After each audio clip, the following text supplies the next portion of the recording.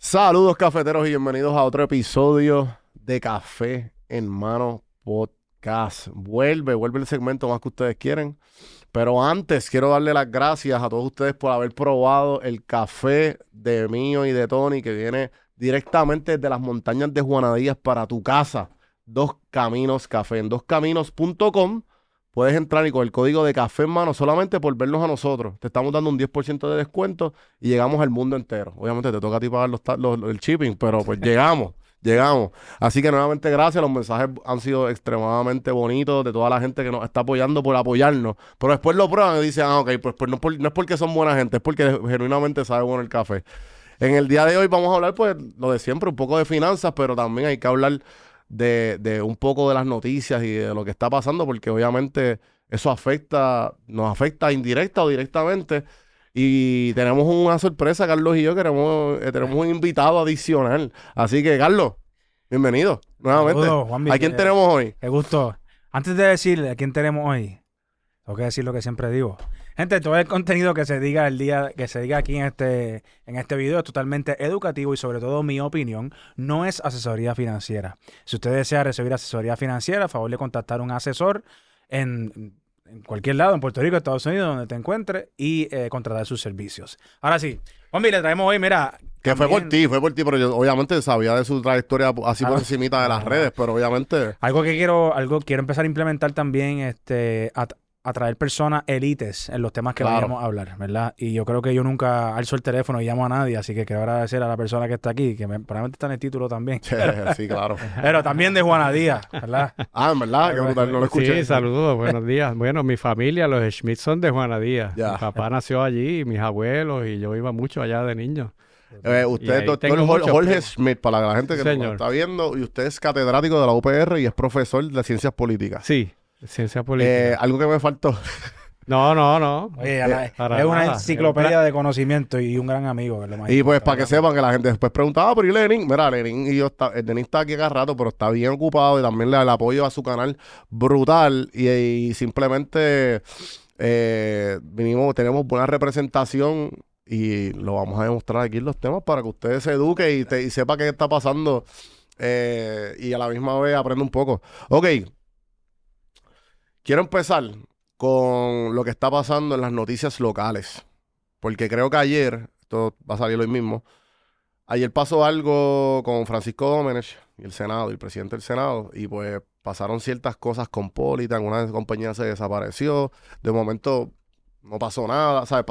Hay mucha como que tensión, y creo que necesitamos una explicación en cuanto a un poquito más para la gente que no sigue la política al día a día o simplemente ver cómo nos afecta a nosotros directamente, porque empiezan a hablar de todas estas compañías grandes, de compañías que estaban, no estaban, de que, ¿por qué la hacía allí? ¿Por qué estaban preguntando? O sea, ¿cómo podemos resumir lo que está pasando hasta ahora localmente hablando? Te lo voy a resumir en una palabra, Juanmi. Corrupción. Por eso es que tenían al secretario de la Gobernación allí en el Senado, porque piensan que hay corrupción. ¿Y en qué consiste esa corrupción? Pues él tenía una compañía de cabilderos, que es la famosa Politank, la vendió en diciembre del 2024, un mes después de las elecciones, cuando ya Jennifer González había ganado. Él era parte de la campaña de Jennifer González, vende esa compañía en diciembre del 2024 y ya a principios del 2025 esa compañía tiene una cantidad grande de contratos con el mismo gobierno de Jennifer González. Él la vendió en diciembre, así que él dice, cuando le dieron esos contratos, esa compañía no era mía, pero yo no sé tú, pero por sentido común uno piensa, pues es evidente que él tuvo influencia. Aquí el tema es si él tuvo influencias sobre la otorgación de esos contratos. Uno de esos contratos fue con el Departamento de Salud. El secretario de Salud cuando era presidente del Colegio de Médicos y Cirujanos, tenía contratado a esa misma compañía, Politank. Cuando él se hace secretario de Salud, contrata otra vez a esa compañía que ya no, el dueño ya no es su amigo, porque es su amigo, ellos lo han dicho que son grandes amigos, ya el dueño no es su amigo, pero era dueño un mes antes.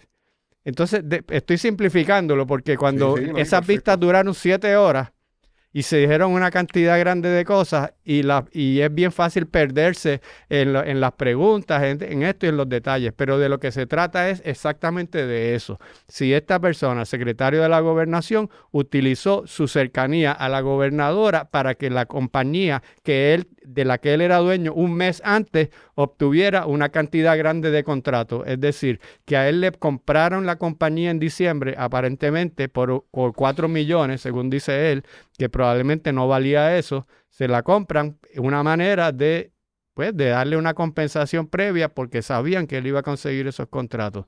Eso es lo que estaban ventilando ayer. El problema fue que después de 7 horas, en ningún momento pudieron tirar esa información. Eso ya lo sabíamos, que eso había pasado. Eso es evidencia, como dicen los abogados, circunstancial. Pasó una cosa, pasó otra, y mira qué casualidad. Lo que no pudieron hacer fue conseguir una evidencia directa que conectara la compañía con la influencia de él, que de alguna manera se pudiera demostrar contundentemente que eso había sucedido. Lo que pasa es pues que la opinión pública es un juicio diferente. Uno ve eso y uno dice, pero es que para mí es bastante obvio. Entonces, lo que él dijo fue, cuando le otorgaban esos contratos, yo no tenía nada que ver porque yo me inhibía. ¿Y por qué tenía que inhibirse? Porque el secretario de la gobernación tiene que aprobar todos los contratos que den todas las agencias de gobierno. Tienen que, o sea, él no los inician los secretarios de agencia y las personas que tengan a cargo, pero al fin y al cabo, cuando son contratos así de grandes, tienen que aprobarse en su oficina. Y que él dijo, no los aprobaba yo porque hay una persona que trabaja conmigo que la tiró al medio, que ahora Dijo nombre y apellido, ¿verdad? Sí, dijo nombre y apellido, ahora todo el mundo está hablando de esa persona y de hecho la van a llevar también a interrogar en el Senado. Él la tiró al medio y para mí esto va a ser como... Me sospecho que la pueden coger como cuando en la mafia los capos grandes no quieren, cogen a uno y ese es el que paga las consecuencias, porque eso ha pasado muchas veces antes y la persona que se queda, como dicen, cuando se acaba la música se queda sin silla, es la que se quedó afuera. Pues él dijo, no, es que ella tenía instrucciones de que cuando llegaran algunos contratos de clientes míos como Politank, que yo me inhibiera. Y le preguntaban, pero esas instrucciones, ¿dónde están? ¿Están por escrito? No, es que ella lo sabía. Ahí fue lo único donde realmente uno pudo decir, por eso es que la van a traer. Entonces, pues al fin y al cabo, lo que quiere, ahora, esa es la parte esa es más técnica, ¿verdad? De Claro. cuál es el caso. Pero no seamos tontos tampoco. ¿Por qué el presidente del Senado trae a la persona de confianza de la gobernadora a ese interrogatorio de 7 horas frente al Senado completo? Una comisión total incluye a los 28 senadores que hay ahora mismo en Puerto Rico. Normalmente las personas deponen en una comisión de 5 o 6 senadores. O sea que él recibió preguntas de 28 personas durante 7 horas. Y dentro de todo lo manejó, o sea, aparte de si él cometió o no cometió delitos. O sea, tú estar 7 horas frente a 28 personas, casi todos son abogados, fuerte. Y de todas maneras, todo el mundo a ver si te resbala claro, o si algo. Y también para colmo te están grabando y la opinión pública. Todo el mundo mirando. Y dentro de todo, pues tengo que decir, ¿verdad? Que él lo manejó bien y en ningún momento pudieron conectarlo directamente. Pero ¿por qué Rivera Schatz hace esto? Pues la gobernadora lo dijo abiertamente. Él quiere ser gobernador y quiere desprestigiarme. Entonces, pues, tienen razón los dos. Él tiene razón en cuanto a decirnos, mira, es bien obvio que aquí se usaron unas influencias para conseguir unos contratos. Y ella también tiene razón en decir, sí, pero tú lo destapas, tú sabes un montón de otras cosas y destapas esta. Ella no dijo esa parte, pero llevan en el gobierno mucho tiempo. Saben muchas otras cosas que no han destapado. Tú lo destapas porque quieres hacerme daño, porque tú te quieres posicionar ahí. Entonces, tú dices, ¿cómo nos afecta a nosotros? Nos afecta mucho, Juanmi. Nos afecta primero porque si hay corrupción, quiere decir que fue ilegal el proceso, que no se llevó por la competencia, como dice la ley que tiene que llevarse. Probablemente pagaron de más, porque cuando pasan estas cosas suelen pagar de más de lo que vale. Así que la corrupción es cara, además de que corrompe todo el sistema. Y lo otro es que están dedicándole tanto tiempo a esto, a la pelea político-partidista dentro del partido de gobierno, que entonces no le pueden dedicar ese tiempo y esas energías a los problemas reales que tenemos nosotros en Puerto Rico, que son muchísimos. Eso es, al fin y al cabo, eso es lo peor de todo. Hay algo bueno en esto, que es que se está ejerciendo el poder constitucional de la legislatura de fiscalizar al Ejecutivo. Eso nunca se ha visto, ¿verdad? Sí, se ha visto. Ok. Se ha visto. El secretario de Recursos Naturales también le hicieron lo mismo, o el de Marquiles, eso se ve. No se ve con la frecuencia que debería verse. O sea, el legislativo en eso en Puerto Rico, pues, no es tan activo como debería ser. No solamente de aprobar leyes, sino también evaluar el comportamiento del Ejecutivo y del Poder Judicial también. Tienen ese poder. Y de todo el mundo que esté cumpliendo con lo que tienen que hacer y sin Claro. aprovecharse. Claro, no es un tribunal, pero las personas que deponen allí están bajo juramento. Así que si mienten, están perjurándose, igual que si tú mintieras en un tribunal. Es un Y eso delito automáticamente es un delito y es penal. Sí, claro, tienen A la cárcel. tienen que llevarlo, no es automático. Sí, Tienen que referirlo al Departamento de Justicia. Y ahí viene ¿quién es la jefa del Departamento de Justicia en última instancia? Pues la gobernadora, que tendría que aprobar que eso pasara, porque no seamos ingenuos. Dentro de todo, la gobernadora, no esta, todos, ¿verdad? Son los que le dan las instrucciones de bloquea eso o pasa eso. Y para eso es un excelente resumen. Y en verdad ¿sabes? Me hizo sentido bien brutal. Pero te pregunto, bajo la historia de nuestra historia política y en la manera en que el gobierno escoge contratos, porque como usted dijo lo de estar, eso se va a subasta, ¿no? Cuando tienen que haber X cantidad de compañías para tú escogerlas. Pero entonces tú ves los números y son todos bien inflados. Y la mayoría de todas las cosas que se destaparon, por ejemplo, para María, o esos contratos medio raros, hasta el mismo Luma, como que una compañía que apareció de la nada, o en un conglomerado de esta compañía con la otra, y de momento apareció esta y cogió el contrato, una que no existía. Toda esa selección ha sido parte de la historia, como que esa manera en que se escoge, como que, bueno, vamos a hacer esto así, pues es una manera de nosotros irnos por la ley. Sin que nos vean. Eso. Dos razones. Hay unos tipos de contratos que se pueden dar sin subasta. Hay unas partes, hay unas categorías que los secretarios de agencia tienen la discreción de darlas sin que tenga que pasar por subasta. Y dos, que muchos de esos pasan por subasta, pero los amigos de la persona que quiere otorgar el contrato le da la información de cuánto están licitando los competidores antes de que se tome la decisión. Entonces, el contratista que quiere que quiere ganar esa propuesta, pues lo hace más barato, lo pone por menos del que menos esté pidiendo. Eso no es legal, pero probar eso es bien difícil porque tienes que tener a alguien que lo admita y diga, sí, yo lo llamé y le dije que la compañía tal iba a hacer el trabajo por 10 millones para que tú dijeras que lo podías hacer por 9. Total, después no terminan haciéndolo por 9. Estoy diciendo un número inventado. Sí. Después empiezan a hacer cambios de órdenes y cosas y terminan haciendo por 20. Sí. Los 500 change orders que tienen, después de coger la subasta, hacen un montón de change orders y terminan cobrando mucho más. Mucho más porque la persona que tienen en contacto te dice hasta dónde pueden llegar, cuánto es el presupuesto real, te dice todo eso. Claro, sí. No, definitivo. Pero eso de subasta, se supone que sean tres subastas, ¿verdad? Si no me equivoco. Para los proyectos que requieren. O por lo menos en diferentes tomas del gobierno son así. 3 licitadores. 3 compañías, 3 subastas diferentes. Y ahí ellos escogen. Pero pues. Hacen trucos. Sí. Por eso yo dije que es bueno que el Poder Legislativo fiscalice al Poder Ejecutivo. Claro, si estuvieran haciendo de verdad su trabajo de fiscalizar al Poder Ejecutivo, estarían encontrando todas esas cosas porque ellos saben mucho de esa información.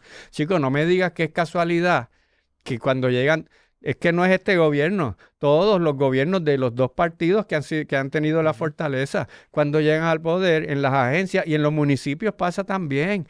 Qué casualidad que las personas que obtienen los contratos son las mismas personas que habían contribuido en la campaña política. Había un revolú, ¿verdad? Con los alcaldes. Por favor. había un revolú con los alcaldes y la compañía de basura, ¿no? También, sí, bueno, Que ahí ese era uno llegó de los preso. trucos más... Ese fue preso. Ese el de de Sí, ese fue el de Cataño, ¿verdad? Sí, Sí, eso sí, ya, sí. ¿ves? Ese fue uno de los que cogieron. Ese fue más burdo. Ese le daba un paquete de billetes, se lo daba así en una Ese fue el de cafetería. Guaynabo, ese fue el de Guaynabo. Ese fue el de Bainado, sí. Pero el otro fue que ese empezó a chotear y está libre. Yo Ese creo. es el tío, exacto. Sí, Fíjate, pues, qué locura, mano. Lo rico en la Así casa. que eso está pasando, o sea, y por eso es que si ellos van de verdad a fiscalizar, pues, pero es que ellos también lo hacen. Al mismo Domenech le preguntaron, ¿y usted sabe de gente que trabajaba en Politan que está aquí? Sí, sí, una ayudante del presidente del Senado. Choteándose uno a los otros. Sí. Pero entonces yo escuché a un analista político decir, no me acuerdo dónde lo vi, que esto era como una guerra como un señalamiento de, no, pues, ¿quién era más corrupto o lo otro? Porque, pues, ellos estaban como que peleándose el contrato. Por eso Sí, fue. sí, Era sí. una guerra de que, no, pues, cogió el contrato de aquel, pero me tocaba a mí, pues yo te voy a chotear. Sí, porque el pasado secretario de salud, él firmó una declaración jurada, que lo van a llamar probablemente, donde él dijo que antes, que ya habían perdido las elecciones, o sea, ya él era secretario con Pierluisi, ya la gobernadora actual había ganado, y él dice en esa declaración que Kenneth McClintock y este señor Domenech fueron donde él y le dijeron, mira, tú tienes que parar ese contrato que tú vas a firmar con esa compañía para el Departamento de Salud, páralo, porque nosotros tenemos otro aquí, y dijeron que era ilegal y lo llevaron a tribunales, pero él dice, a mí me pusieron presión y fueron bien agresivos para básicamente decirme, es que ahora ya nosotros ganamos, ahora los contratos los damos nosotros a nuestros amigos. Eso él lo puso en una declaración jurada. Wow. Yo no Ya. estoy dirigiendo un chisme aquí. Él dijo, así Ok. mismo lo dijo. Y esta cultura de nuestra historia como puertorriqueños de hacernos de la vista larga con gente del gobierno. Porque estos contratos son, ¿sabes? Como tú dices, yo creo que culturalmente está establecido de que es como opción, si yo quiero ser chavo, yo me meto para político. O sea, es como algo bien común, pues yo voy a ser político o yo voy a... Porque los contratos son ridículos, porque a lo mejor yo manejo contratos a niveles de cientos y miles y yo estoy en miles y yo, diablo, papi, me va bien. Entonces yo veo esos contratos y yo veo como que una cancha de básquet, 4 millones de dólares. Eso no vale 4 millones de dólares. Me Yo da puedo rabia. conseguir a alguien que me lo haga por 100 pesos Sí, de 500 sí. acá y en 5,000 pesos yo te hago esa cancha. Por eso es que yo digo que la corrupción nos cuesta porque se paga de más. Y cuando se paga de más quiere decir que hay otros servicios que no se están ofreciendo porque no hay dinero para eso. Hay otro escándalo ahora, eso lo detectaron los federales, que en el Departamento de Educación, una señora que había sido secretaria de Educación tuvo unos contratos con el Departamento de Educación y al final nos rindió gran parte de los servicios que como quiera cobró. ¿Esa fue Keller? ¿O no? No, esa Otra, fue de ok. Piñero. Ah, Piñero. Ya. Y entonces, primero que nada, uno veía eso, pero como tú dices, el equivalente a decir, esta cancha no vale eso, uno decía, pero esos servicios valen 4 millones de dólares. Eso no cuesta eso. Yo soy educador. A mí no me digas que eso vale 4 millones y pico de dólares. Ahí se están llevando un montón de dinero para lo que le pagan a los maestros que iban a hacer unas tutorías y unas cosas. Pagan de más. Claro. Y resulta, los federales hicieron una investigación. ¿Y por qué la hicieron? Porque tampoco es que ellos sean los angelitos de la caridad. Porque gran parte de ese dinero era de ellos. Era con fondos federales que estaban pagando esos contratos. Por eso es que ellos auditaron eso. Sí, porque era con mi chavo. Exacto. Mal, el porciento de cabildeo también, en la tajada que se lleva el cabildero, la persona Sí. que consigue el contrato. Mira, pero hay mucha gente buena en el gobierno porque también uno tiene, porque cuando tú dices, bueno, ¿y qué pasa que pues nosotros como que ya pensamos que es así? Porque muchas personas buenas y gente inclusive que trabaja en el gobierno Sí. piensan que ya no se puede hacer nada y uno se resigna, se normaliza y seguimos viviendo porque ¿qué vamos a hacer? Pues todo el mundo tiene que hacer tus cosas, cada uno tiene que seguir haciendo su trabajo. Sí, sí, sí. Uno ve esas cosas y llega un momento, eso es un daño grande a la población, al tejido, a la fibra moral de la población. Cuando llega un momento que nosotros como país pensamos que no hay nada que se pueda hacer sobre eso, que así es la vida, lo normalizamos y bueno, pues que roben menos, pero como decían antes, pues por lo menos ese hace obra, ese roba pero hace obra. ¿Acuerdas cuando decían Sí, eso en sí, los sí. 90? Sí, era como... Con Rosselló, pues, con Rosselló, Yo sí. con sí, el papá, con el con papá. con Pedro. Sí, Sí. que era pues... Está bien. esto es lo que nos toca. roba, pero hizo O una votar, letra. o votar por el menos malo. Que- Ah, Sí, el pues menos malo no. es tal. Pues no, por eso es que yo soy profesor de ciencia política, porque yo sé que en la política se puede hacer mucho bien y hay muchísimos ejemplos actuales e históricos donde se ha hecho bien, las cosas se pueden hacer bien y no podemos perder la esperanza y poner las manos hacia arriba y decir, así va a ser toda la vida, no se puede hacer nada. No podemos perder la esperanza, tenemos que seguir exigiéndole a la gente que toma estas decisiones que lo hagan bien y si no, ponemos a otra. Y el hecho, Carlos y yo hablamos mucho aquí en este segmento y este podcast sobre la gente que se vende mucho en las redes para que se venden como si estuvieran ayudando y son honestos, pero en verdad es ¿sabes? Para ponerse gordo el bolsillo, como quien dice. Y creo que en la política se supone que tú entres como, mira, yo voy a servirle al pueblo. O sea, yo soy servidor público. Sí, O sea, el pueblo es el que manda, no tú. exacto. Y hay como yo creo que hay algo ético amarrado ahí, ¿no? Como, y algo que me interesó de lo que usted dijo sobre el pasado, se está refiriendo históricamente en las ciencias políticas o en Puerto Rico como tal. Han habido ejemplos bien buenos de gente que a ellos no les importaba hacerse ricos, era más bien por el bien del pueblo. En Puerto Rico y en otros países, claro que sí. Nosotros hemos tenido etapas históricas que ha habido gente que ha hecho cosas bien. Ujú. Y ahora mismo hay gente que está haciendo cosas buenas dentro del gobierno. No puedo decir toda la gente que está tomando decisiones. Lo que pasa es que hay una cultura de arriba hacia abajo que le hace difícil a las personas que son bien íntegras y honestas, que de verdad quieren servir el bien público.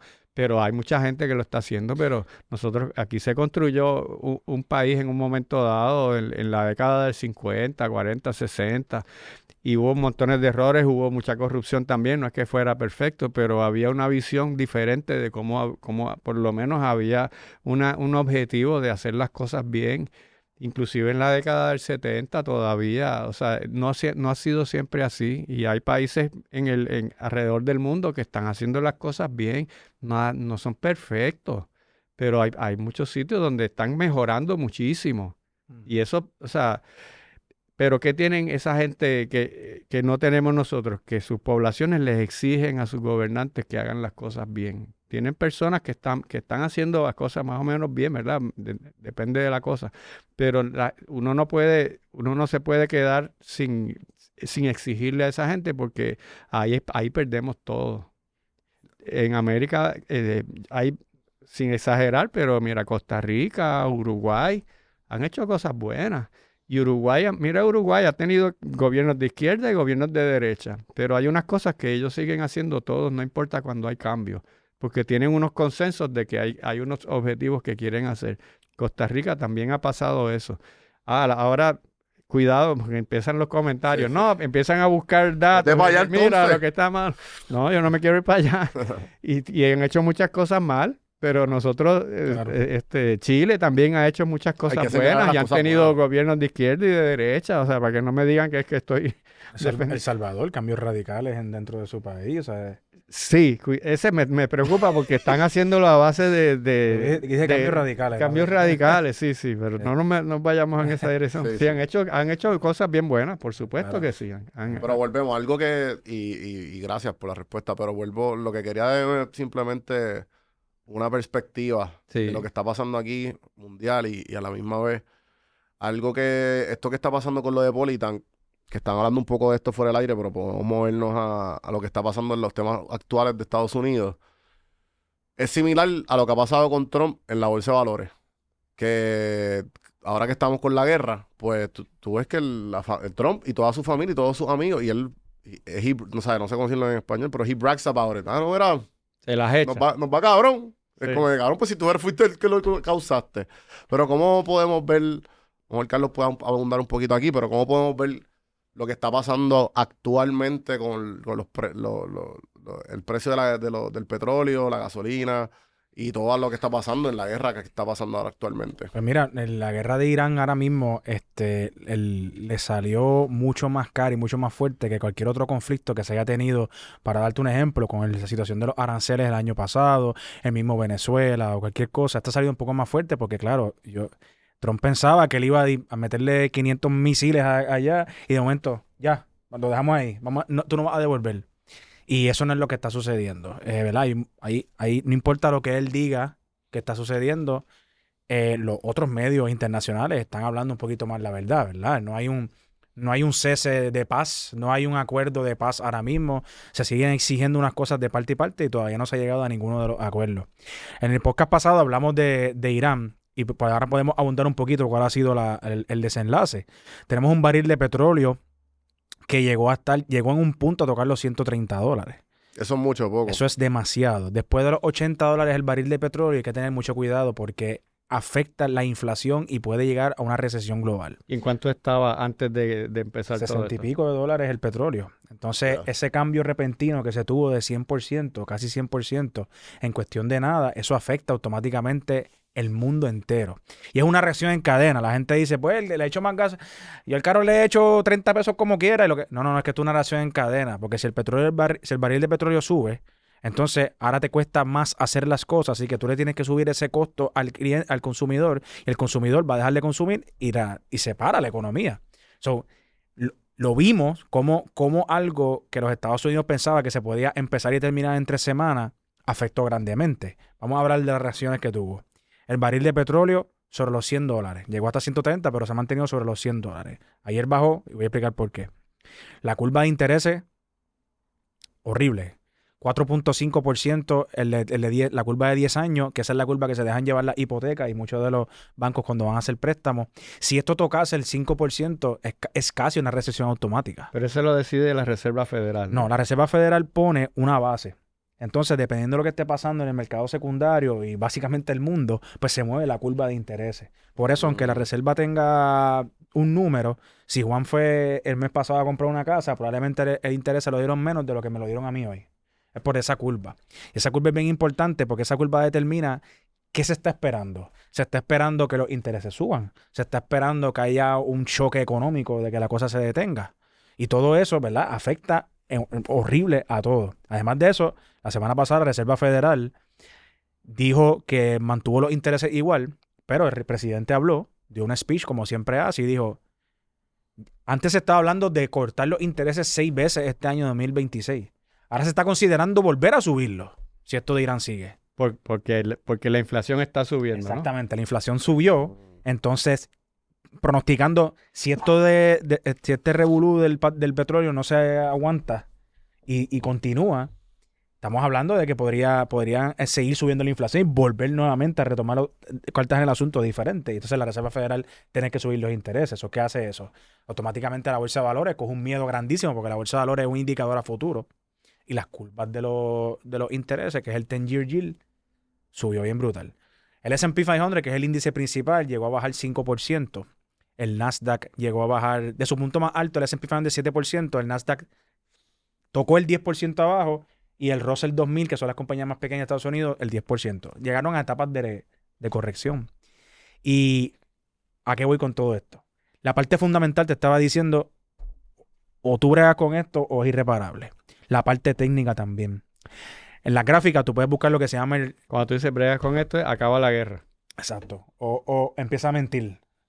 Empieza a convencer a la gente de que obviamente él no va a pararlo, él va a mentir. Porque aquí empezamos y tenemos guerra a través de Truth Social. Pero puedes mentir hasta cierto punto, claro, porque llega un momento que es obvio que estás mintiendo. Y más cuando es algo global, ¿verdad? Que tú no lo controlas solamente. Y ¿qué pasa? En la parte técnica, si tú buscas el Moving Average Exponential, hay una línea, eso es lo que mide es el promedio de tantos días de precio. Hay una línea bien importante que se llama el 200 Exponential Moving Average, los últimos 200 días de promedio. Cuando el mercado rompe la línea del 45, del 50, del 100, cuando llega al 200 y lo traspasa, es lo que le llaman un cruce de la muerte.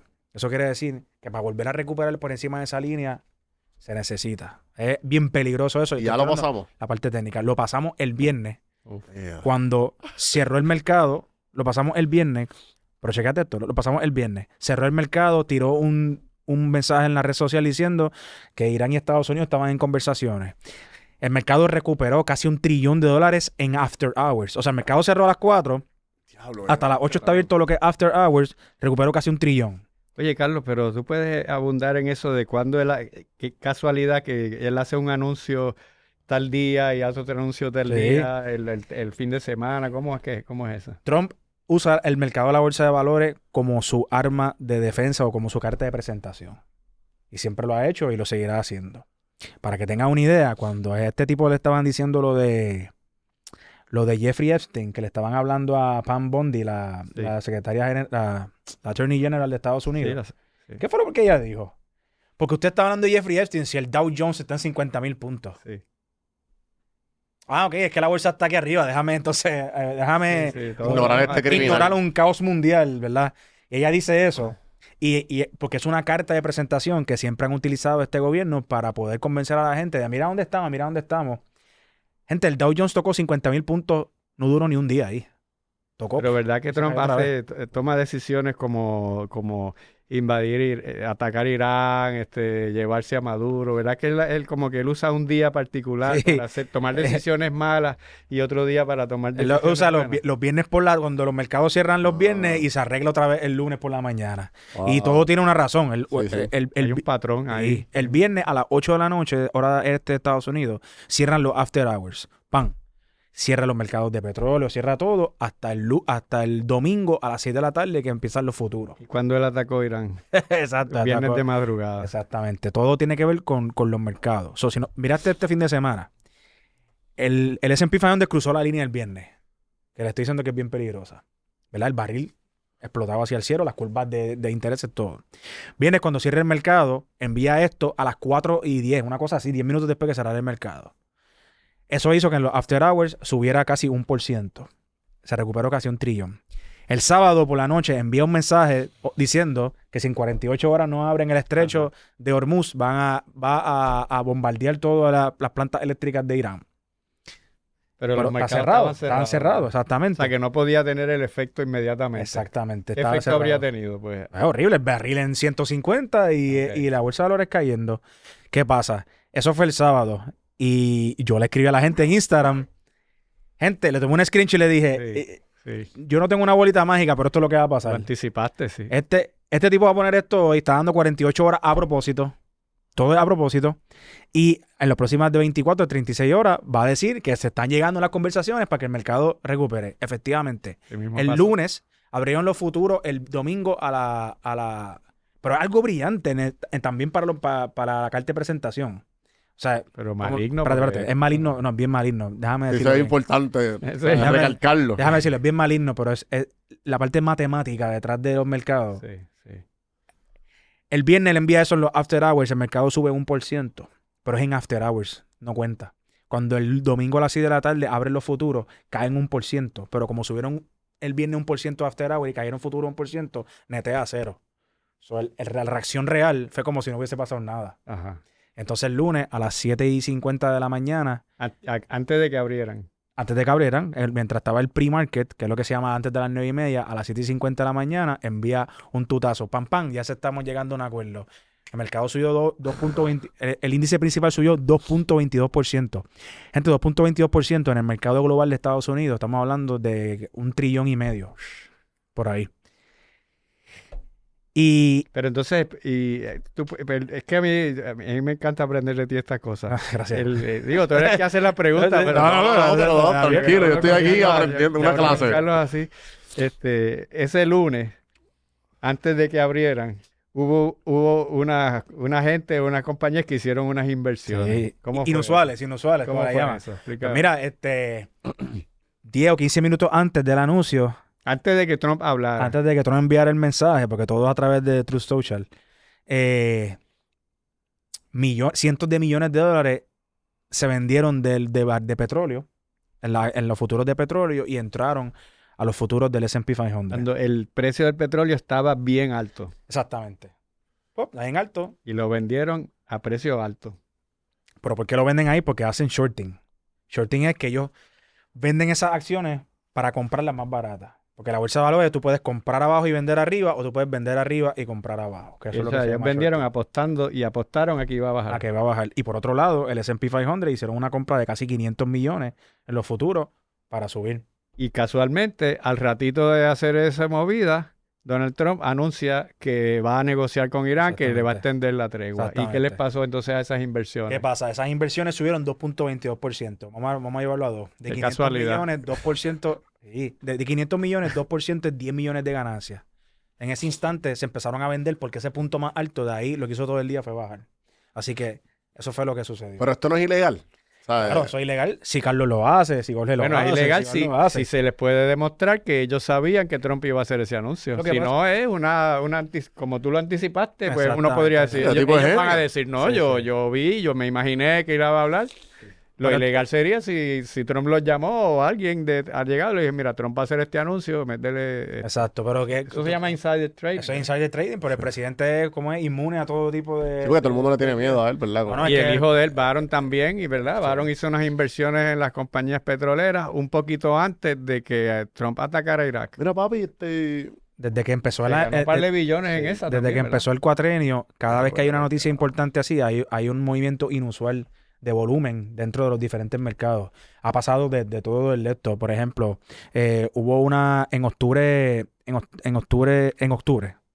20 creo que fue, no me acuerdo el día. Ese fue el día que empezó la debacle de todo. Ese día, Trump envió un mensaje súper extraño atacando a China de la nada, pero de la nada. No se había hablado nada, atacó a China. ¡Pum! Ah, que China está medio hostil con los minerales. Con los minerales naturales. En las de tierras ellos. raras, sí. Exactamente. Pero un rafagazo, ¡pam! De la nada. ¿Qué es eso? Automáticamente ahí el mercado de criptomonedas perdió billones de dólares y no se ha recuperado. Ese ha sido su punto más alto ese día. Wow. Porque eso lo había hablado en un podcast anterior aquí. La mayoría de las personas que hacen criptomonedas las hacen leverage, las hacen con dinero prestado. O sea, cuando tú ganas, pues cool, te ganas el doble, pero cuando tú pierdes el doble.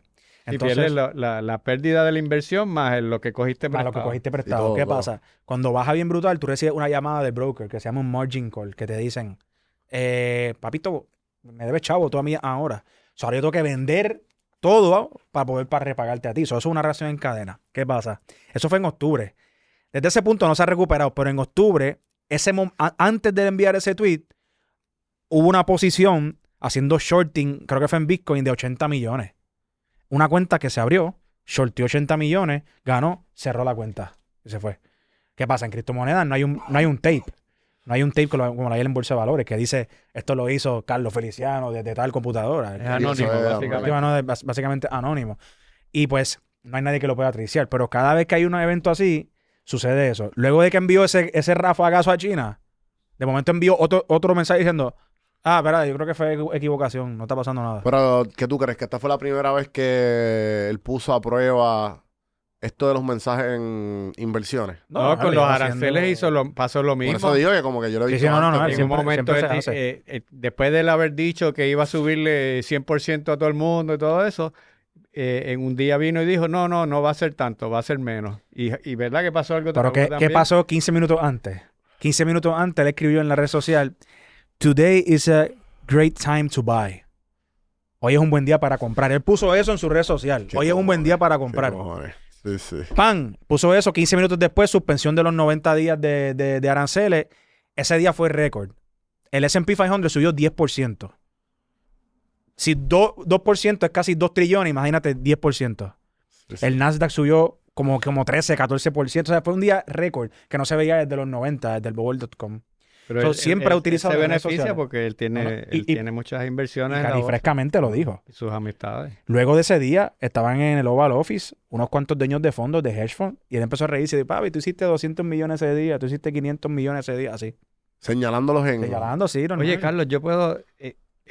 pero me voy a ir por la tangente un momentito porque tú mencionaste lo del precio del barril y la gasolina y los efectos, pero yo no estoy seguro de que la gente esté tan clara de los efectos que tiene en su vida diaria y lo devastador que puede llegar a ser esto si se extiende, si el precio sigue así aumentando. No solo el precio, la escasez, porque está entrando menos petróleo al mercado. Correcto. Y los países del Golfo ahora están empezando a extraer menos petróleo porque no lo pueden vender. Ujú. No solamente es que el petróleo esté varado en los buques que no salen, es que si no lo pueden vender, pues ¿para qué siguen extrayendo petróleo? Se está parando la producción también y recuperar eso después va a tomar tiempo. Ujú. Pero uno piensa en petróleo, en gasolina. pero del petróleo se hacen montones de productos. Casi todos los plásticos que existen se sacan de derivados del petróleo. Ahora, mira a tu alrededor cuántas cosas de plástico hay. sí. O sea, todo está hecho de plástico. Ese café va a subir. Todo ese plástico. El carro está lleno de plástico por todos lados. Las piezas de los carros, las mangas, la goma. Del petróleo salen también productos para hacer medicinas. Salen además, salen detergentes, pinturas. De todo. Una cantidad enorme. Esta es otra importante, fertilizantes para las cosechas. Ahora mismo hay un peligro a nivel mundial de que si esto no se abre, el estrecho de Hormuz, y vuelve a fluir el petróleo, que no va a haber fertilizantes suficientes para cosechar. Ahora es que están empezando a sembrar. En la primavera es que vuelven a sembrar después que acaba el invierno. Para que esas siembras después rindan frutos en octubre o más adelante, necesitan fertilizantes, y si no los tienen, ese efecto no lo vamos a ver mañana ni en 2 meses, lo vamos a ver después cuando esa gente no haya suficiente producción, y eso va a provocar en algunos sitios escasez y en otros sitios unas alzas en los precios de la comida. Productos médicos, las máquinas de MRI.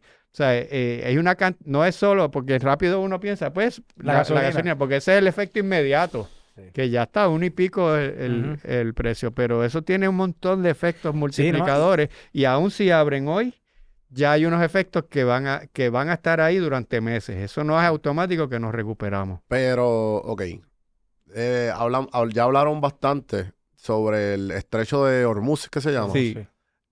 ¿Qué es el estrecho de Hormuz? ¿Qué fue? Porque yo vi como una mini gráfica de la explicación de lo que sucedió.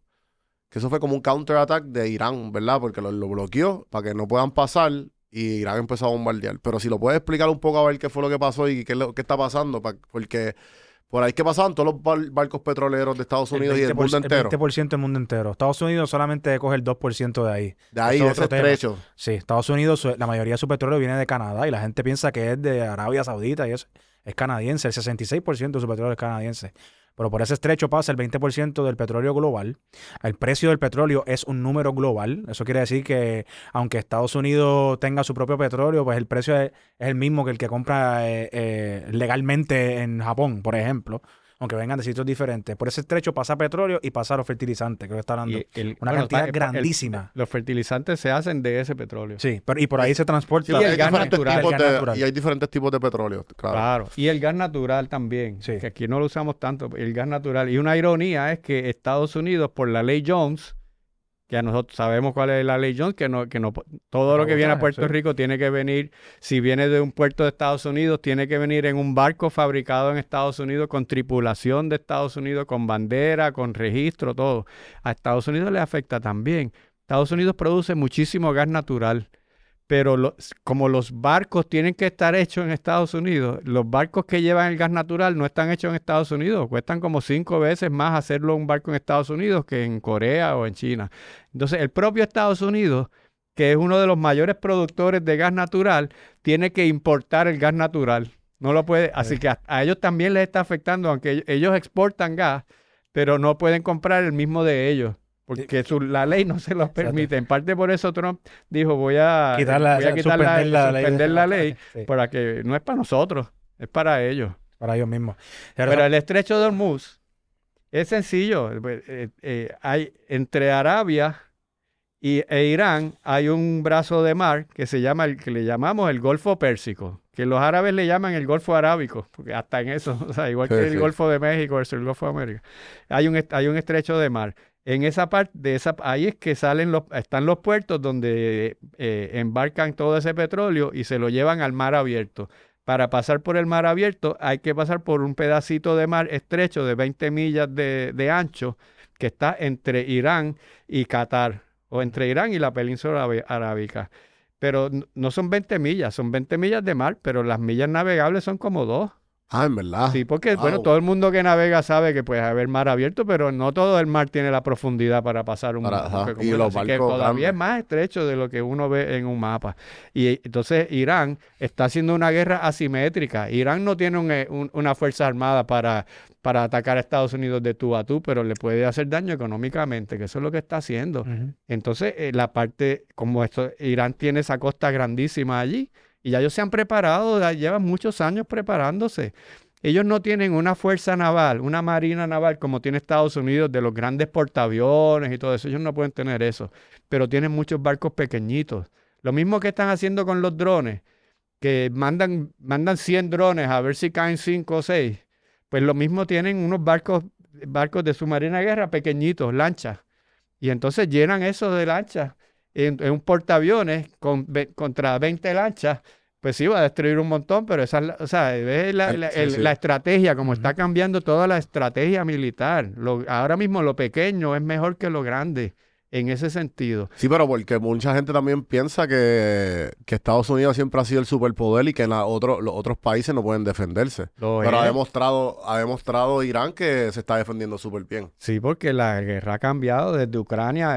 Rusia tampoco pudo destruir Ucrania. Ucrania produce unos drones que valen $2,000. Son únicos. Y con eso le tumban un misil que vale millones. Wow. Y tumban los drones de Rusia. O sea, y entonces ya Irán le había puesto minas anteriormente cuando Irán e Irak tuvieron una guerra en los 80.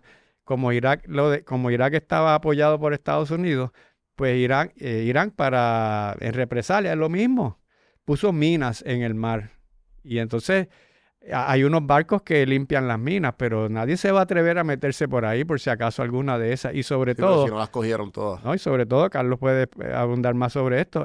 Esos barcos tienen que tener un seguro. Y los seguros están en Londres. Las casas aseguradoras están en Londres, en otras partes. Wow. Y esas aseguradoras no van a darle un seguro a un barco petrolero de esos para que pase por allí porque pues el barco lo pueden volar. No es que va a ser caro el seguro, es que ni siquiera lo van a asegurar. Y sin seguro ningún barco va a pasar por allí. O sea que ellos tienen la capacidad de ahora mismo de decidir quién pasa y quién no pasa. Están pasando algunos barcos chinos, algunos indios. Irónicamente, los mismos barcos de ellos están pasando. Ellos tienen un puerto que está al otro lado del estrecho, que pueden sacar por ahí su petróleo también. Y entonces, nada, por eso hay que ver el mapita. Es un estrecho bien chiquitito. Lo vamos a poner aquí. Y ellos no, están cerrando. Y hay otro estrecho del que no se está hablando, pero que esperemos que no tengamos que terminar hablando de eso, porque si es eso es porque pasó. Hay otro estrecho que es el que está al otro lado de la península arábica, que es el que conecta con el Mar Rojo. De ese hablamos mucho cuando empezó la guerra entre Israel y Hamas en Palestina. ¿Te acuerdas de los Houthis? Que empezaban a bombardear barcos en el Mar Rojo? El Mar Rojo. Y se detuvo el comercio por el Mar Rojo, por el canal de Suez. Y eso pues tuvo un efecto bastante significativo. Pero ahora mismo los Houthis no lo han hecho nada, pero los Houthis son aliados de Irán. Y en cualquier momento los Houthis pueden decidir que van a empezar a hacer lo mismo y a cerrar el estrecho que lleva desde el mar abierto hacia el Mar Rojo, que es el que después pasa hacia Europa, que es por donde es la salida ahora mismo alternativa que están utilizando para el petróleo que no puede salir por el Golfo Pérsico. Pues los de Arabia Saudita tienen un oleoducto que sale al otro lado, al Mar Rojo. Pasa una cantidad muy pequeña comparada con la que pasa, pero por lo menos es un respiro. Qué sé yo, pasa como una quinta parte o menos de lo que pasa por el otro lado, pero por lo menos pueden tener alguna salida y sacar algo. Si ahora los Houthis deciden empezar a disparar contra los barcos del Mar Rojo, se cierra esa otra y va a empeorar todavía más. Ahora, quién sabe hasta dónde llegará. Y eso está en las cartas. Eso podría suceder. Sí. Ellos no lo han hecho. Gracias a Dios que no lo han hecho, porque el efecto de todos lo pagaríamos. Pero eso es una probabilidad bien real. Lo han hecho antes. Irán está amenazando, ellos están amenazando con que lo que quieren es poner el barril de petróleo a $200. Pues que sea imposible para los estados, para el mundo y que se vaya en una recesión, que se destruya. Sí, pero yo vi algo y corrígame si estoy mal en ese mini video explicativo. Pues tú sabes, como igual que mucha gente, pero igual lo tengo aquí y corrígeme. Cuando pasa eso y que cierran ese estrecho, él deja pasar ciertos botes para que puedan todavía hacer su dinero. Y entonces, esos botes los decide Irán. Entonces Estados Unidos pidió después de bombardear sin permiso, él pide ayuda a los otros países, a NATO y a toda esa gente, y obviamente lo declinaron. Sí. Y ahora está básicamente él solo, pero estos están apoyando a Irán, o están simplemente ¿cuál es la perspectiva del resto del mundo? No está solo, está Israel. Ok. Y muchos países del Golfo como Qatar, como Bahrein, como Kuwait, Arabia Saudita, no lo están apoyando, no están bombardeando, pero Estados Unidos tiene bases militares en toda esta zona. Por eso es que Irán les está disparando a ellos, porque dicen, está bien, tú no estarás disparando, pero están disparando desde la base que está en tu país. Así que eso te hace cómplice del otro, eso te hace aliado, aunque tú no me estás disparando directamente, pero desde tu casa me estás disparando de tu vecino que tú lo dejaste entrar. Así que igual, para mí tú eres igual de enemigo que el otro. Y eso es el peligro, porque pueden entonces empezar sí a disparar también. Y ellos tienen, Arabia Saudita sobre todo, tiene un armamento. Esta mañana leí que quieren tratar de unirse a Estados Unidos e Israel, Arabia Saudita, Qatar fue, Kuwait. que quieren unirse a la guerra. Están así de entrar porque les están bombardeando. Y entonces, si tú eres el gobierno y están bombardeándote y destruyéndote cosas, tu población te va a decir, pero tú tienes que responder, tú te vas a quedar dado. O sea, que empiezan a sentir la presión. Aquí nosotros no estamos hablando de la opinión, no hemos mencionado las poblaciones, la opinión pública, pero todos los gobiernos, aunque sean dictaduras o sean democracias, tienen que tener alguna legitimidad, tienen que tener algún apoyo, porque si no se caen. Y ya las poblaciones les están exigiendo que tomen medidas, que no solamente se defiendan de cuando bombardeen, sino que ataquen también. Y eso a eso es lo que apuesta Irán. O sea, su objetivo no es el objetivo final no es que el barril de petróleo suba a $200. El objetivo es que todos los que están afectados por eso le pongan presión a Estados Unidos, incluida su propia población. Le pongan presión y digan, acaba eso como sea, pero acábalo ya, porque no me importa. Tú di que ganaste, di lo que quieras, pero acábalo, porque nosotros no aguantamos más esto. Y por eso es que no lo están apoyando los de la OTAN, porque ellos no les pidieron permiso antes de entrar a esto. Mira, debe quedar claro, el gobierno de Irán es una dictadura, es una tiranía, porque a veces la gente pues dice, estás defendiendo, yo no estoy hablando aquí a favor, ni no estamos hablando de lo que está pasando. De las consecuencias de cuando tú haces algo. O sea, Irán es una teocracia, por definición, una teocracia es una dictadura, porque el libro sagrado es la ley por encima de la ley del país. Yo no quiero vivir en un sitio así, ni tú tampoco. Eso es un sitio, eso no es un buen sitio. Eso ya lo vivimos en la Edad Media, lo vivió la humanidad y eso no es bueno. Eso termina mal. Así que no se trata de defender el gobierno de Irán, pero es como desde su perspectiva, qué es lo que ellos pueden hacer, porque no tienen el poderío militar que tiene Estados Unidos, pero pues pueden atacar de otra manera y están atacándolo por la economía y los petrodólares también, porque o sea, el petróleo, esos países del Golfo lo venden, pero para tú comprar ese petróleo, Carlos puede hablar más de eso, tú tienes que pagarlo en dólares. Quiere decir que si tú eres un país, cualquier otro país del mundo, tú quieres comprar petróleo, tú tienes que comprar dólares primero o sacar los dólares que tienes ahí en reserva y entonces usarlos. Eso quiere decir que el dólar es una moneda la más importante del mundo porque todo el mundo la usa. Y esos países del Golfo entonces cogen todos esos dólares y lo reinvierten, ¿verdad? Así que ¿y qué está haciendo Irán? Está diciendo, ok, yo se lo vendo a esta gente, pero yo no acepto dólares. Me lo pagas en yuan, en la moneda de China. Hay una guerra ahí también. Sí, eso está. El arma que está usando Irán es esa, es económica completa. Ayer estaba leyendo que ahora otra amenaza que está haciendo Irán es que le está diciendo a los países que tengan más bonos de Estados Unidos, que el número 1 es Japón. Todos ustedes, si no venden los bonos de Estados Unidos, yo los voy a atacar. O sea, ya esto escaló un poquito más allá. O sea, le está diciendo a Japón, que no se mete con nadie. Ahora, exacto. Sí, ahora. Desde que aprendieron la lección. Sí. Ahora, Japón, que ahora mismo no se está metiendo con nadie, o venden los bonos de Estados Unidos o te tiramos también. ¿Eso es Irán? ¿O eso es Irán está amenazando a los países que tienen bonos de Estados Unidos. Pero ¿cómo le van a tirar a Japón? Pero ¿y cómo ellos saben? Dándole el petróleo. Exactamente. Entonces, sí, hay que eso es lo que significa la guerra financiera. Pues, bueno, no tenemos los portaaviones enormes, pero yo sé dónde te duele. Exacto. Sí, porque yo tengo el 20% de la prima del mundo entero, que es la energía, yo paso por aquí. Pero mira, eso pasó. En la crisis del petróleo de los 70 fue eso. cuando hubo la guerra... Vietnam y todo eso. No, con Israel, cuando hubo la guerra de Yom Kippur, que muchos países árabes atacaron a Israel y lo que cogieron fue una paliza a ellos mismos, como ellos alegaron que, y es verdad, o sea, que mucho del armamento de Israel era americano y que habían tenido el apoyo para castigar a Estados Unidos, decidieron no venderle petróleo a Estados Unidos, le cerraron el grifo. Eso era la Organización de Países Exportadores de Petróleo, OPEC. liderado en aquel momento por Arabia Saudita, en aquel momento. Ahora su gran aliado en aquel momento. Ellos le cortaron el suministro de petróleo a Estados Unidos. Estados Unidos en aquel momento no estaba preparado como está hoy, que hoy sí lo aguantaría. Por eso está preparado, para que por aquella experiencia. El petróleo subió 4 veces el precio en aquel momento. O sea, que no es la primera vez que en esa zona utilizan el arma del petróleo para fines políticos. Claro. Y esta alza de petróleo en el 2007, meses antes de que ocurriera la caída de Lehman Brothers, que fue lo que empezó la debacle financiera, el precio del petróleo subía a 146, 150 dólares el barril. Y que esto lo hemos visto recientemente. Exactamente. También. El cobre bajó, porque el cobre, dicen que el mejor indicador le dicen Dr. Copper. ¿Por qué? El cobre, porque el cobre se utiliza cuando hay expansión económica. Para todo. ¿Qué pasa? Cuando no hay expansión económica, ves que el precio del cobre empieza a bajar.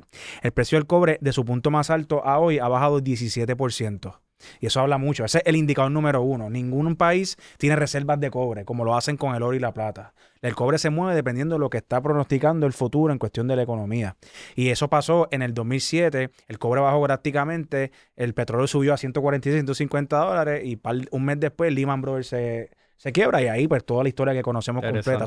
Eso del el petróleo es demasiado importante, no tan solo, volviendo otra vez a lo que había hablado anteriormente, no solamente por echarle gasolina al carro, es que, como yo le expliqué a Juan en el podcast pasado, aquí tú necesitas electricidad para producir este podcast. Si esta electricidad te sale más cara a ti, pues entonces tú tienes que cobrarle a tus clientes, a tus auspiciadores más, y así sucesivamente, hasta que llegue claro, entonces llega un punto en que ya no es sustentable y tus auspiciadores te dicen, no, yo no voy a pagar eso, y te quedaste sin clientes. Sí. Es lo mismo.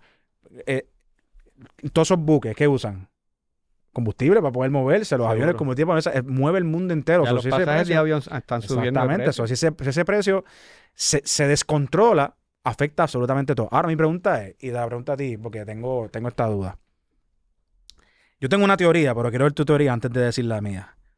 ¿Qué pinta Venezuela en todo esto? El petróleo y Venezuela. Bueno, una cosa.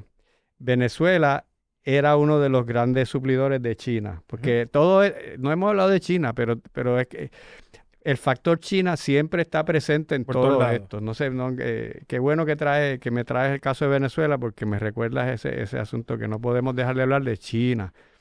El gran competidor, la gran amenaza de Estados Unidos no es Irán, no es Venezuela, es China. Así que todas estas cosas van, aparte de lo que quiere hacer con Irán y con Israel, también es para darle a China, porque China recibía mucho petróleo de Venezuela, recibe mucho petróleo de Irán, y aunque ellos tienen fuentes de energía renovable y otras cosas, ellos siguen dependiendo del petróleo todavía, es el mayor importador de petróleo del mundo. Así que, por un lado, le cortaron Venezuela. Ahora si es exitoso Trump, le corta también el petróleo de Irán. Eso podría generar una desaceleración de la economía china, le va a tener un efecto. Ahora, tú me dices, ¿y el petróleo venezolano? Bueno, es que el petróleo venezolano se refina en Estados Unidos, en las refinerías del Golfo, que están diseñadas para eso, que no están diseñadas para, tú decías, tipos de petróleo diferentes, pues están diseñadas para ese tipo de petróleo. El que tiene exceso Venezuela. Sí, correcto, para ese tipo de petróleo. Eso, para que eso llegue a los mercados y tenga un efecto, tú puedes hablar más de ese tema, ¿verdad? Pero eso ahora mismo no está disponible en las cantidades que tendría que estar para recuperar ese otro petróleo. Además que tiene que refinarse, es mucho más caro, más costoso el proceso de refinarlo. El petróleo de Oriente Medio es el petróleo el más limpio, por decirlo así. Y el otro es Rusia, que entonces irónicamente pone entonces a China a depender de Rusia, porque si no va a tener acceso al petróleo de Irán ni al de Venezuela, pues el que le queda es recibir el petróleo de Rusia. Entonces eso puede fortalecer a Rusia versus China, porque ahora China pues tiene que depender de ese petróleo. Hay un ajedrez que, Por eso que están jugando desde... que creo que no, Trump. o sea, yo que soy el menos que sabe de los tres, pues a ver si entendí. Lo que estabas hablando, Carlos, sobre la importancia del gobierno de Estados Unidos y Trump y su carta de presentación de la Bolsa de Valores, ha sido todo, en fin, para tratarle... Toda esta guerra a empezar y todo lo que ha pasado con Venezuela y ahora con Irán ha sido a propósito para cortarle como que el guisito a China con sus propios... Los que importan o tienen algo que ver con el gas, ¿sabes? Con el petróleo. Sí. Lo que pasa es que China... Algo así. Sí, porque China tiene una aceleración económica bastante grande. Y pues, mira, en la guerra de los EVs, China la ganó. Ok. Por eso, Los vehículos eléctricos. China la ganó. Por Por eso mucho. Estados Unidos, de dar 500,000 incentivos y todo, de momento, vamos a cambiar de ¿Y industria. por qué aquí no se ven carros eléctricos chinos? Exacto, porque los prohibieron, exacto. Porque técnicamente no los prohibió, pero le puso un arancel de 100%. 100%, Y ese fue Biden. Exacto. Porque también ellos te hacen un carro Ese no chino fue Trump. espectacular por $20,000, $15,000. Imagínate. Sí, sí. Pero, importante, esa guerra Estados Unidos la perdió. ¿Cuál es la guerra moderna? ¿Quién domina el campo de inteligencia artificial? Que es lo que llevo diciendo en este podcast por los últimos 10 meses. Sí, sí. Exactamente. La inteligencia artificial es la guerra entre China y Estados Unidos. Y China necesita a Taiwán, por eso está loco por meterle mano a Taiwán. Estados Unidos quiere dominar esa categoría, pero ¿qué pasa? Necesita energía e infraestructura para poder seguir explotando esas áreas. Para mí todo tiene que ver intercalado en un mismo fin. Es como yo gano esta guerra de estas dos. Ahora, Y agua, ¿verdad? Porque le usan mucha agua también. agua. Otro punto de mi teoría es que cómo yo integro el petróleo venezolano, tarda más tiempo en refinar por todas esas cosas. Ajá, di ¿verdad? la teoría que dijiste. Eso fue lo que yo estudié en la universidad, así que lo detesto. No me acuerdo muy bien, no te creas. Pero ajá, de refinería. Mi teoría es que como yo meto millones y millones de barriles de petróleo nuevo que no estaban en el mercado sin que afecte el precio del petróleo y baje por debajo de los $60. Porque tampoco tú puedes tener el precio del petróleo tan barato. Porque eso es malo también. ¿Cómo yo hago Entonces eso? no es rentable, Exacto, es rentable invertir para extraer porque no le vas a sacar ganancia a la inversión. Y vas a matar toda la industria de petrolera completa. El barril tiene que mantenerse entre 60 y 80. Ese es el número bonito para la gente. ¿Cómo yo meto la reserva más grande de petróleo del planeta Tierra dentro de un mercado público sin que el precio baje asquerosamente? Pues tengo que cortar por algún lado. Tiene que el precio subir exageradamente para yo poder netear aquí. Ese es mi O sea, tú estás Eso que diciendo tú crees. Ya. una teoría de conspiración de que Mira, lo en verdad, subieron a está propósito para entonces bajarlo cuando... Eso es entre lo que yo pienso. Sí, como hizo con... ¿Sabes? Exactamente como Interesante. explicaste ahorita con lo de los 200, la línea de 200 que... Ajá. Sí. Lo que pasó el viernes y después el lunes, pues está haciendo lo mismo, Sí, pero sí. con los petróleos. Exacto. Manipulando el Exactamente. precio del petróleo a Exactamente. contra, pero No, pero tú lo aprendes en este podcast. manipulándolo, destruyendo un país. Acuérdate, Eso está fuerte. short term pain para long term gain. Esa es la frase de él. Sí. Ahora mismo que estamos aquí, acaba de salir la noticia de que Casa Blanca dice que Trump se va a reunir con Xi Jinping, el de China, en mayo. Ya la narrativa ya se está yendo del esto de Irán. Ahora vamos a volver otra vez con cómo es la rutina, que ahora es China y Estados Unidos. Lo mismo que él empezó en el 2016 y que todavía no ha terminado. Sí. Así que eso acaba de salir ahora mismo. Pero porque, es que ellos tenían una reunión ahora en marzo. sí, y la suspendieron. Sí. Para mayo. Pero lo que quiero decir es que no es casualidad que esta semana Trump está dejando de poner cosas de Irán en sus redes sociales. De momento estamos hablando de China. Sí, entonces sí. estamos desviando la Extrayendo. atención para allá. Porque pues eso de los mercados es bien importante. La gente no entiende una cosa. Los mercados siempre tienen que... El gobierno tiene que... El gobierno y la Reserva Federal, que es la persona que es lo que está encargado de eso, tienen que mantener los mercados lo más arriba posible todo el tiempo. ¿Por qué? Porque tú dirías, pero es que eso son inversiones, eso sube y baja. Sí, pero es que es un efecto dominó. Porque si tú tienes un plan, si tú eres un empleado normal de una compañía y tú tienes un plan de retiro Claro. y tú ves que tu plan de retiro o tu cuentita de Robinhood está bajando, tú no te sientes en motivación para ir a gastar, tú te aguantas. Eso es algo mental. Y si tú te aguantas, y tú te aguantas, y tú te aguantas, y tú te aguantas, tenemos una recesión. Claro. Son los mercados siempre una carta de presentación porque es lo que estimula. La cosa está buena, aunque no tiene nada que ver con la economía, son dos cosas diferentes. Pero si tú ves el mercado en su punto más alto, como pasó ahora a finales de este año, la economía de Estados Unidos está en un punto que no se mueve. El consumer sentiment está bien abajo, pero la bolsa de valores está en su punto más alto. O sea, lo que afecta es la confianza del consumidor. Del consumidor. ¿Por qué? Porque en Puerto Rico no lo vemos, pero en Estados Unidos más del 60% de la población tiene inversiones en bolsa de valores.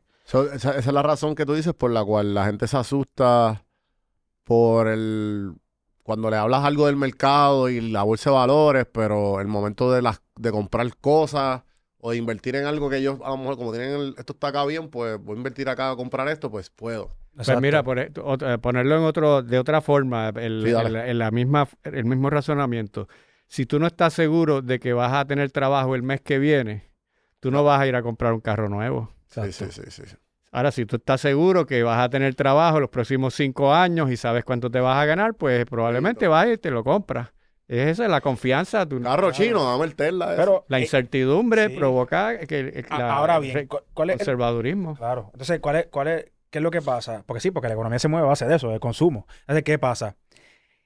Las noticias manipulan de una forma todos los pensamientos de la gente que te hacen hacer lo que ellos quieran. Entonces, ese ha sido yo llevo años haciendo esto, años haciendo contenido, y siempre digo lo mismo, pasa lo mismo. Carlos, tú sabías, ¿no? Es que es el mismo patrón. Cuando necesita liquidez, cuando la bolsa de valores necesita liquidez, porque no puede hacer una línea recta, tiene que haber fluctuaciones. Una vez que sube, de momento empieza a cambiar la narrativa a negativo. La narrativa de las noticias. De las noticias, las notificaciones que te llegan al celular, todo es negativo. ¿Qué hace eso? Eso lo que hace es que el retail, que son las personas comunes y corrientes, empiezan a vender posiciones. ¿Y qué pasa? Esas posiciones que están vendiendo, ya instituciones ya lo saben y está haciendo shorting, que fue lo que te mencioné. Esas instituciones cogen toda esa bajada por forma de ganancias. Luego la narrativa empieza a cambiar. Pero cuando la narrativa empieza a cambiar, la gente normal no le tiene confianza al mercado, pero ya las instituciones compraron. Empieza a subir y ya cuando sube, ahí es que la gente dice, está bueno ahora, y empiezan a comprar. Y empieza a regarse, no, ahora está bueno comprar esto, X, Y, Z, y ahí es que te vuelve la liquidez de las instituciones otra vez. Hay que tener un asesor financiero que te asesore bien para avisarte y cogerlo cuando está todavía abajo y no esperar cuando todo el mundo se entere, ¿verdad? Sí, es cambiar la mentalidad y siempre lo llevo a las benditas casas, que ese es mi tema número 1 y que me caen a palos aquí en este podcast. Bendito sea Dios, si tú compraste una casa en $300,000, si tú compraste una casa en $300,000, profesor, y el día de mañana yo te ofrezco $250,000, ¿qué tú haces? Pues no. Me mandas para el infierno y dices, claro, no, voy a esperar que ese valor suba. Claro. No, pero ¿sabes qué pasa en la bolsa de valores? Tan pronto baja el valor, todo el mundo empieza a vender como un loco. Pero con las casas no. Si yo tengo una casa que me costó $300,000, me ofrecen menos, yo voy a decir que no. Bueno, pero déjame ver si puedo entender la lógica. Pues porque yo la pagué en $300,000, tú me ofreces $250,000, pero si yo creo que la casa va a llegar a $100,000, pues pierdo 50, mejor que perder 200. Claro, pero eso es la lógica, ¿no? Esa es la lógica de un gran inversionista. La lógica de la gente es, no, la casa está ahí. Porque yo la veo, veo el cemento, lo veo físicamente. Sí, que tú dices que si tenemos esa misma analogía. Y si tenemos esa misma mentalidad con las inversiones o la bolsa de valores, pues a lo mejor nos puede ir al common folk. Claro, el mercado tiene de 1 a 2 correcciones todos los años. Ese es el promedio. Que son correcciones bajadas de 5 a 10%. Eso pasa todos los años. El año pasado pasó en marzo y abril, que fue horrible, y en noviembre otra vez. Y tú puedes buscar los números, que no lo tengo ahora en la mente, cada cuánto baja 15%, cada cuánto baja 20%. Y son ciclos y ciclos y ciclos y ciclos y ciclos. El pasado no garantiza el futuro, quiero decírselo a ustedes, ¿verdad? Pero tú puedes tener un promedio y decir, pues mira, si esto es lo que está pasando, pues potencialmente puede pasar esto también. Pero como el mercado tiene los valores que suben y bajan y tú ahora es la aplicación y lo ves, pues uno se desespera. Es normal, es parte de la psique humana. Carlos, me llegó un mensaje de una señora mayor que tiene, diría yo, sus $20,000-$25,000 ahorrados de retiro, una persona común y corriente, creo que es una maestra, pero no entiende nada, absolutamente nada, ¿sabes?